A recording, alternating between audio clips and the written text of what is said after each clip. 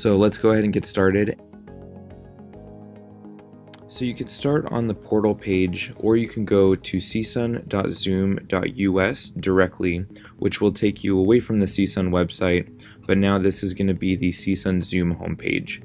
And I want to direct your attention to two places here, the Download Center down below the Matador and above the Matador, where you're going to sign in to the dashboard later on.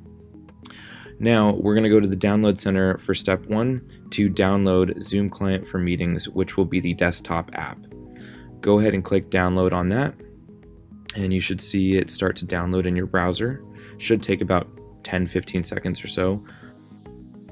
And then from here, what you're going to want to do is go open up that download in case it doesn't launch automatically, and you are going to hit continue or run or allow, whatever it's asking, and then you will want to follow the installer, click continue, and hopefully Zoom should open up automatically for you like this, but not before it's probably going to ask you to sign in. My account was already signed in, but you're going to want to sign in on two different places: the dashboard, where you're going to go in and schedule meetings, and also you want to make sure that you're signed in on the app.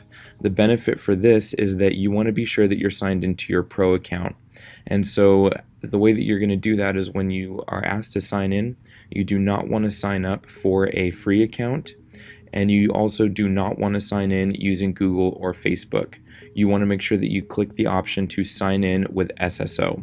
SSO, for those of you who don't know, is single sign-on, which is the same username and password we use for everything here at CSUN to keep it simple.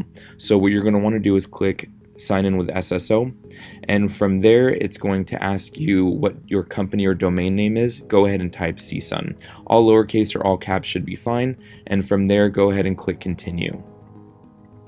Then you're going to recognize this familiar screen, which will prompt you to enter in your CSUN username and password.